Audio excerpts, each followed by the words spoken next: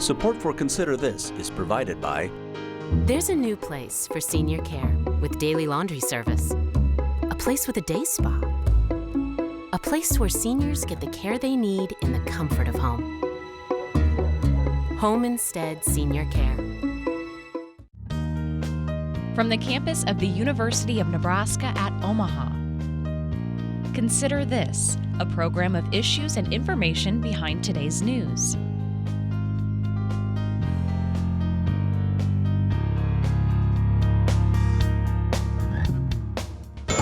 It was a commuter's worst nightmare. A major interstate bridge collapsed during rush hour.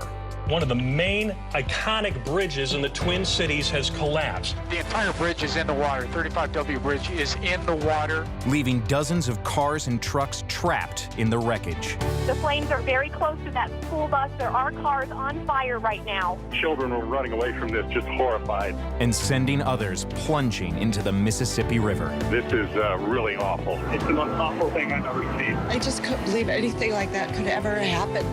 As investigators combed through the rubble, the collapse sounded an alarm. Are the bridges we drive over every day really safe?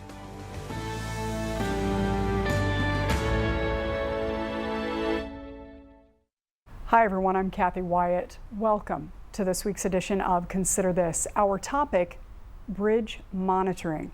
Here to talk more about it are UNL's Dr. Daniel Linzel, Volti Keegan Professor and Chair of the Civil Engineering Department, and Dr. Chung-Wook Sim, Assistant Professor.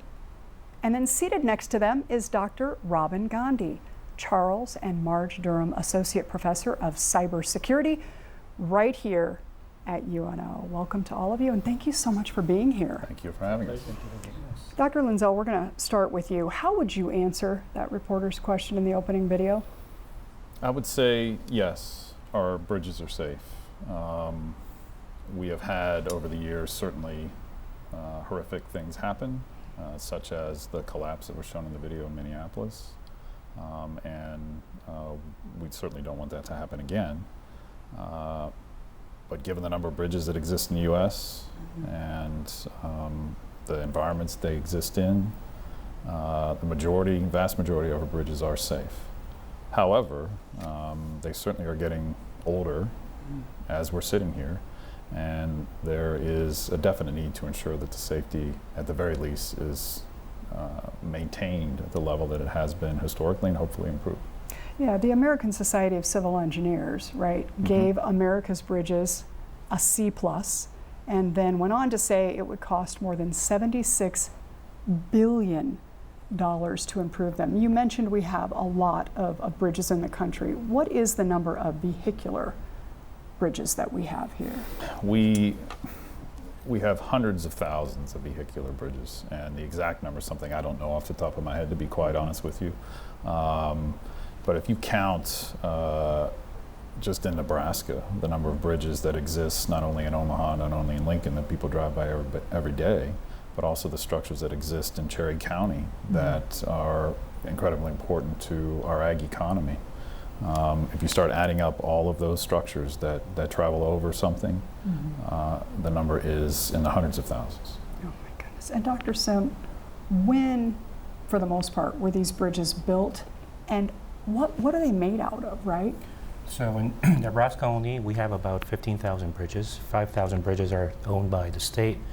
10,000 bridges are owned by the county, and a lot of them were built between 1930s and 1960s. So just like Dr. Linzel mentioned, a lot of these bridges are aging, becoming old, and they're made out of either reinforced concrete or steel. There's also timber structures as well.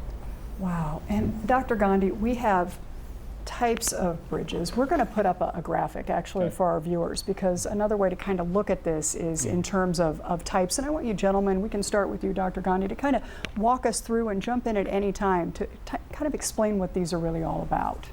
So, you know, from an inventory perspective, one of the questions you asked is how many bridges, right? So if you just look at the national bridge inventory that the Federal Highway Administration maintains, there are about 600,000 bridges there, just in the inventory. Now, each one of these bridges is inspected at least every 2 years. Okay. It's mandated. But when you think about rural areas, there are all sorts of kinds of bridges, smaller bridges, bridges that support large agricultural equipment. And unfortunately, they're not in the inventory. And they're called non-NBI type bridges. And these are typically shorter than 20 feet. Okay. If there wasn't any federal money that was used to construct those bridges or maintain those bridges, then they also could be off the inventory. So if they're not in any way, shape, or form touched by federal money, they may not be on the inventory. They could, but typically those types of structures, like Robin was talking about, are in a county, probably owned by the county, or owned by a city, a local municipality, and so they tend to fall through the cracks. I hate to say it that way, but they do. And so there certainly is a need to make sure that the cracks are closed up. Okay, thank you. And let's talk loads for a minute. 3 types of loads, Dr. Linzell, right? So take us through those, and when we're finished with that, we're going to put up some more video for our viewers. Okay, so engineers are not necessarily known for our linguistic talents, so I like to tell my students that what a thing is defined as is what it is. So dead loads are loads that do not move. They're permanent loads on the structure, so basically that consists of the structure's weight. So the materials that were used to build it, and which can consist of concrete, steel, and timber, as Chung-Wook alluded to. So they stay. They're dead. They stay. Live loads are loads that go on and off the structure. Again, a very creative title. And say that those consist of vehicles traveling on or off the structure, other loads such as wind. So those are loads that come on and off the structure. And the dynamic loads, which wind really is, are loads that basically make the structure move in one way or another. So wind, earthquake is another dynamic load that basically makes the structure appear to flex and bend, and just like the structure in the video that you're about to show. So. Yeah, Dr. Sim, let's take a look at that video. So this is a great example of dynamic. We have plenty of it, so feel free to just kind of give us an idea of what we are seeing here.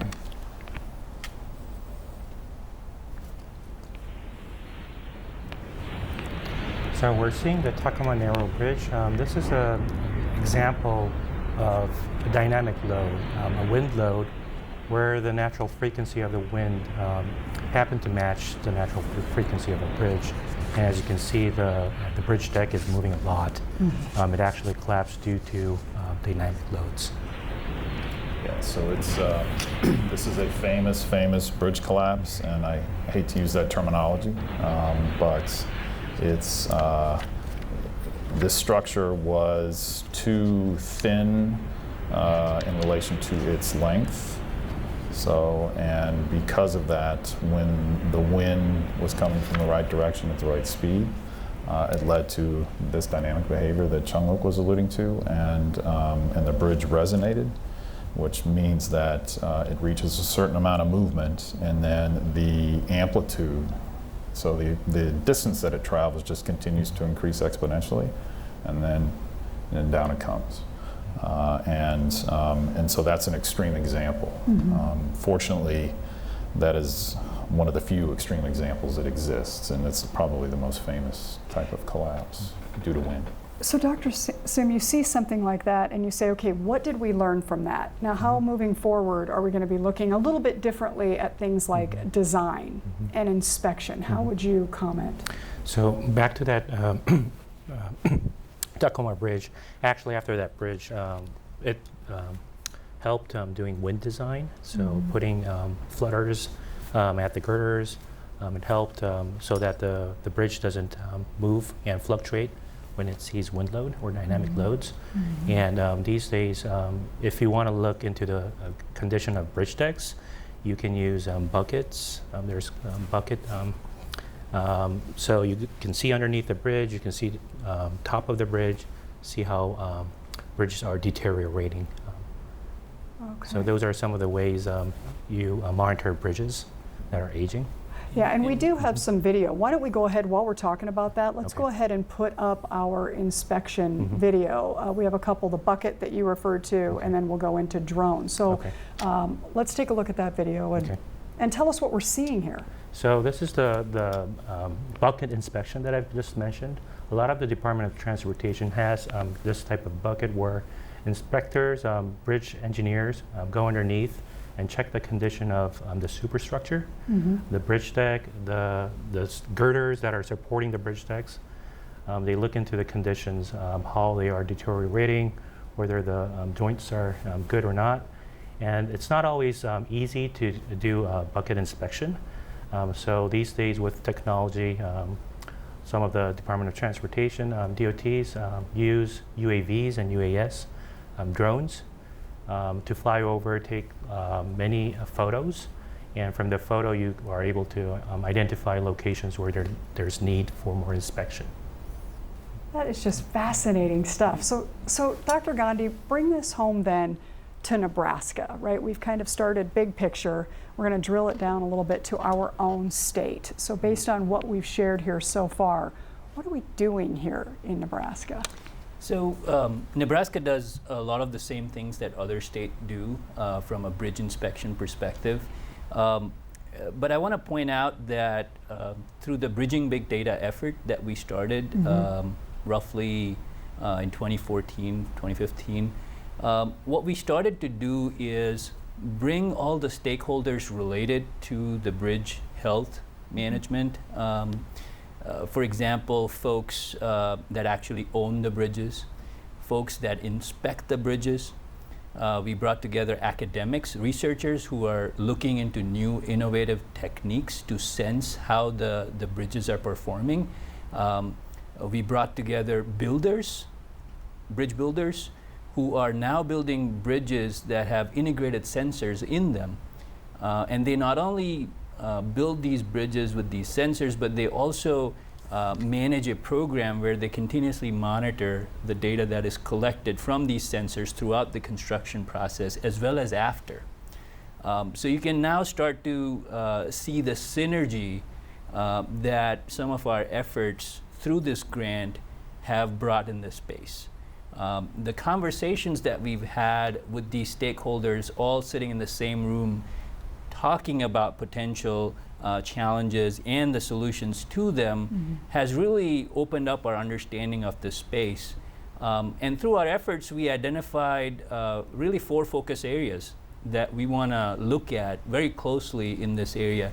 One of the first ones is next generation sensing. So the drone that you saw there, that's part of one of the next generation sensing through audio visual techniques. As well as we have some on-the-road sensors that can just drive over the bridge and collect data. And there are really a lot of innovative techniques that would even use acoustics to understand internal structures in the bridge. So from an IT perspective, I'm just fascinated by the amount of data that is being generated either through these sensors or through the design of the bridges, or through manual inspections. So this is what we call the big data problem.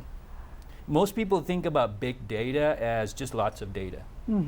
Well, that's one aspect. We got lots of storage. That's not really the issue.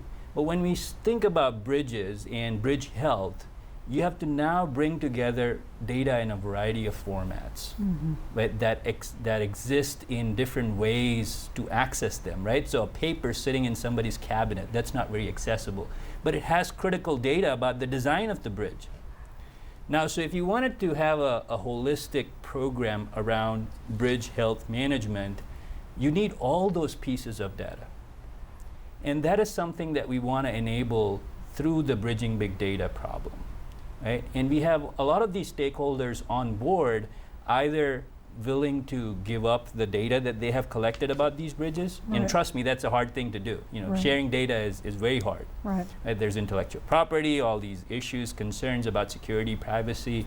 And so our job is to bring together these partners bring this data so that the researchers can actually work on them. And through these series of workshops has enabled us to build these partnerships. And now through this $1 million grant, NSF wants us to take this to the next level, where we actually perform experiments on rural bridges that we will be selecting in Nebraska as representative bridges for these rural structures that we are really interested in. So that's what we're doing in Nebraska. And I feel that we're really at the forefront of addressing this challenging issue.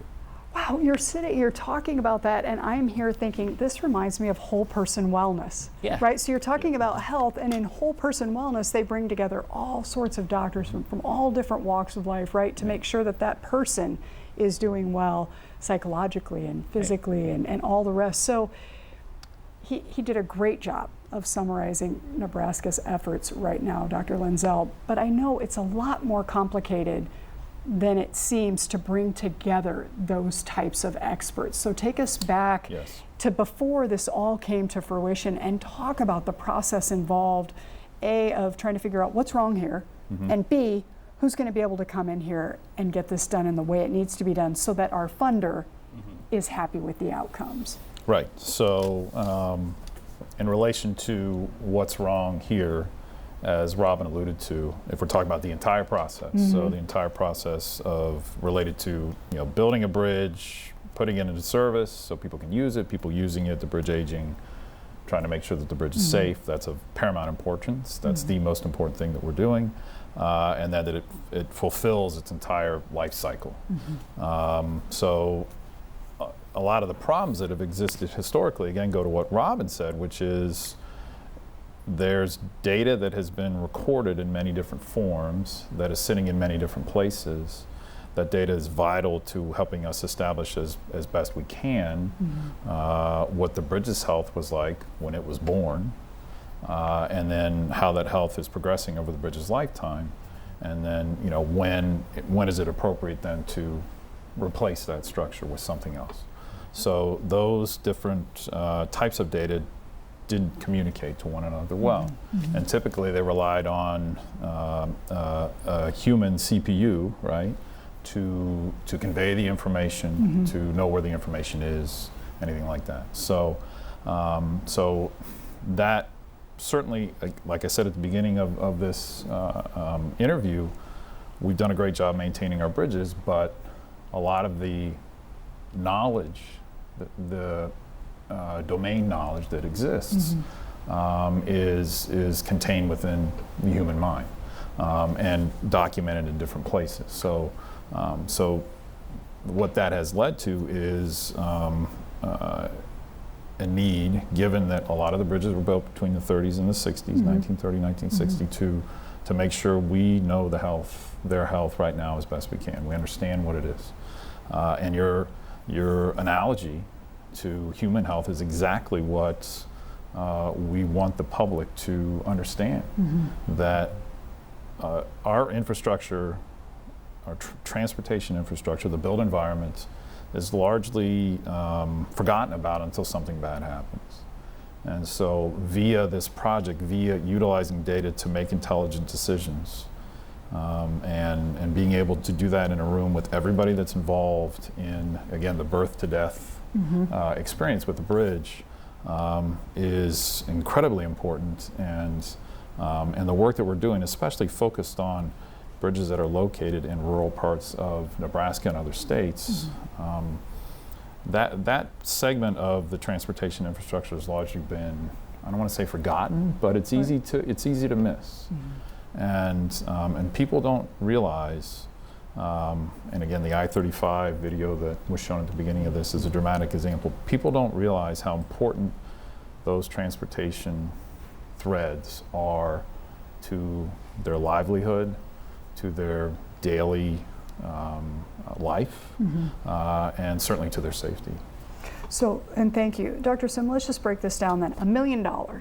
Right, sounds like a whole lot of money, but when it comes to something like this, we can spend that pretty quickly on some really great things. So outline specifically that million? Because where I'm going with this is, okay, it's great that you're doing all this work, but then do we have the funds going down the road to sustain the work that you're doing, and where might that come from? So what does this $1 million look like, and what can those folks in rural Nebraska expect to see as a result of those monies? So there's 16 researchers involved in this project, other than the principal investigators in this project.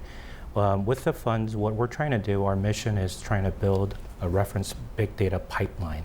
So we have a lot of old data or existing data. We also have new data that's coming through next generation sensing.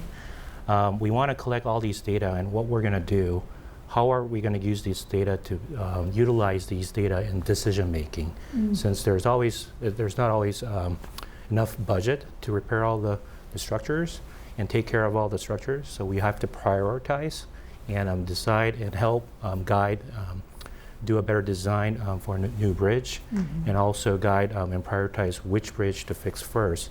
So we're going to use this to build a pipeline where you can use existing data sets and new data sets to be able to do better decision making. Okay. Yep. And this is true with other industry as well. So if we build a reference big data pipeline, that could be applied to different industry as well. Okay. Where there's a need for looking into the life cycle and the health of the industry. Yep. Yeah, and so Dr. Gandhi, this is when it gets really exciting for you then. Yeah. Right? I mean, talk about that. So this is really what you've been waiting Right. for. I mean, right? if you think about the gist of this opportunity, it really brings home the capability to involve researchers, bridge builders, bridge owners, people who go over the bridges, and they all collectively working towards solutions. Right? You mentioned what will come out of this grant, right? NSF, the National Science Foundation, is investing this money to accelerate progress in specific problem areas. And particularly within the Midwest, we have this huge problem about aging rural bridges. And that's why NSF chose Nebraska, one of the reasons, that this is the area where we can really bring these stakeholders together.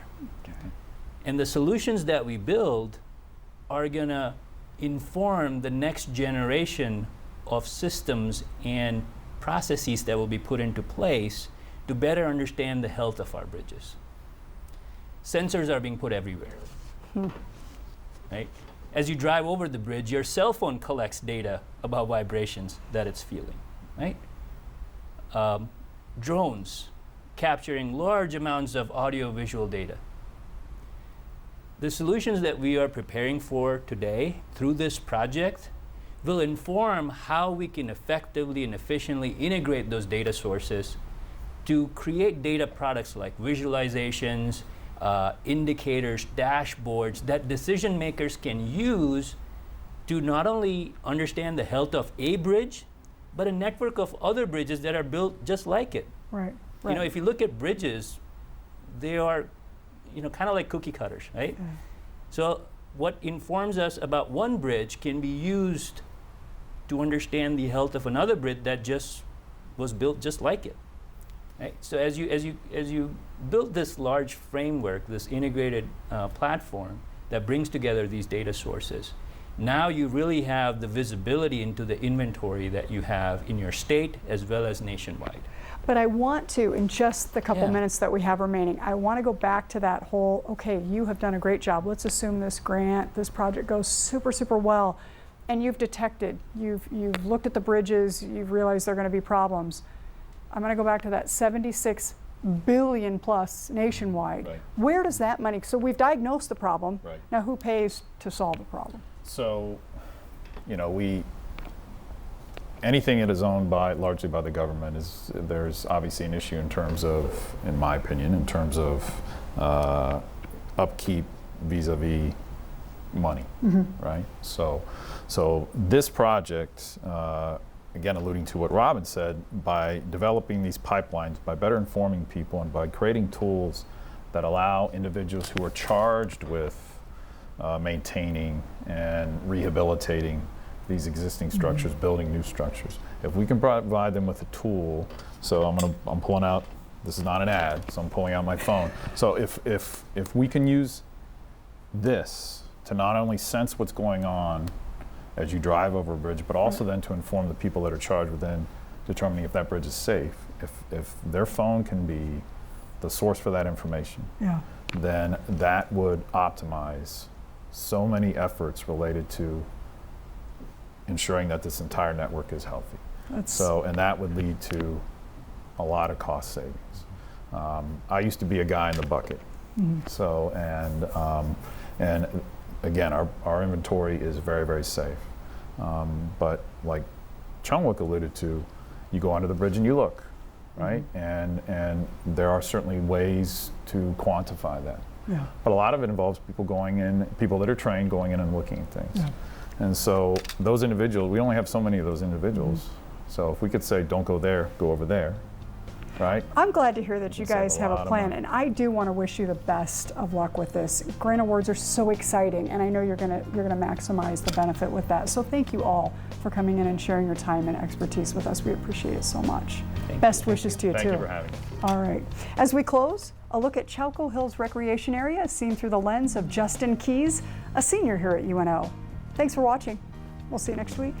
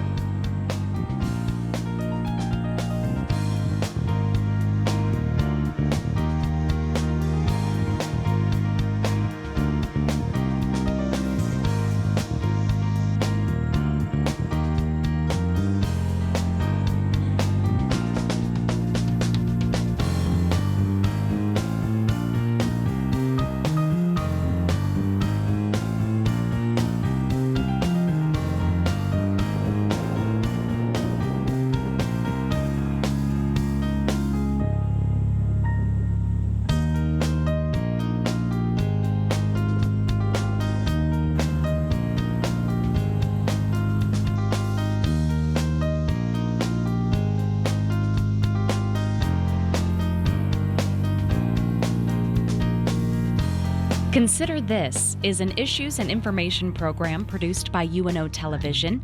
More information and program archives can be found at netnebraska.org/Consider This.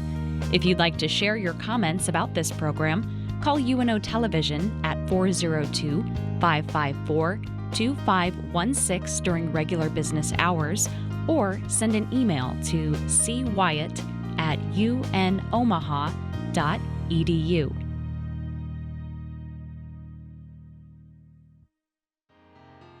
Support for Consider This is provided by There's a new place for senior care, a place with flexible meal plans and 24-hour room service. A place where seniors get the care they need in the comfort of home. Home Instead Senior Care.